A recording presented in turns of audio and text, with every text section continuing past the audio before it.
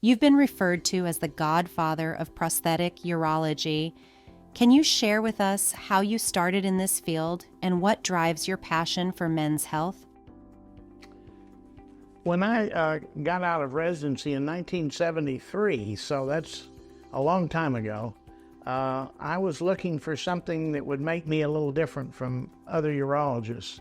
And I read in the Journal of Urology about a course that a man in Texas had invented a inflatable penile prosthesis, and he was having a course where you could go and learn how to put it in a human being.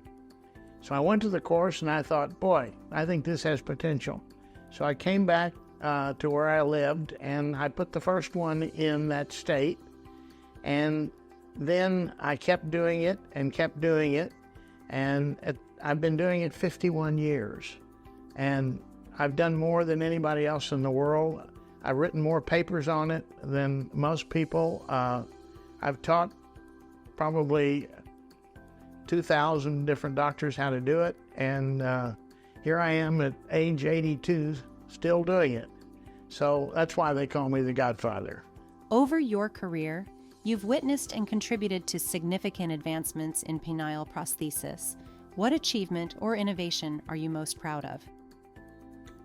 Well, I've done a lot. I've invented a lot of equipment to help surgeons put the implant in. I've corrected things that were wrong with the implant. I have 2 patents for enhancements to the prosthesis. But I think the thing that is the thing I'm the most proud of is inventing an alternate way to put the reservoir in, because the reservoir put in the traditional way has a lot of complications, some of which can be life-threatening.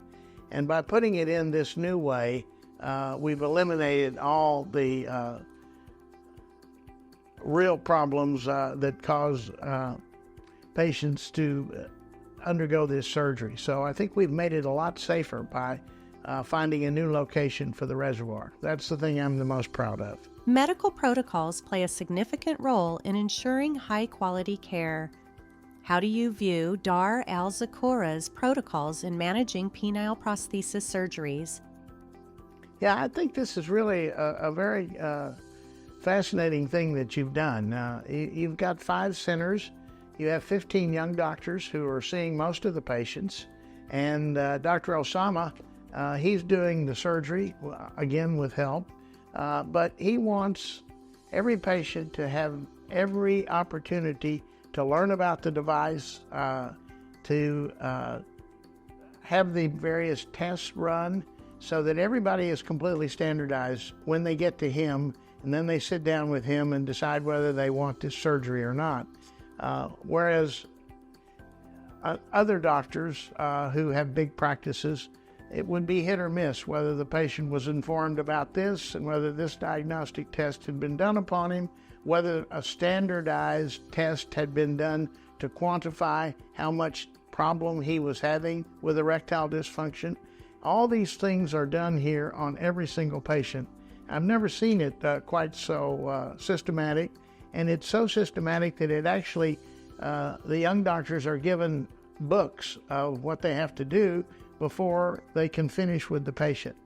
So I would say to this center, bravo, and it seems to work.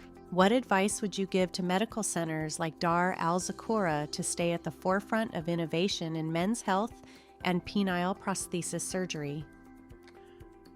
I think the most important thing is surgical skill. I mean, after all, that's what makes patients have a successful operation, and without having to come back to have another operation to fix some adverse event that happened. And adverse events can be medical, or they can be caused by mistakes by the physician. So the most important thing is that everybody who's doing the operating gets trained perfectly in not only how to do the operation, but how to take care of the complications when they come.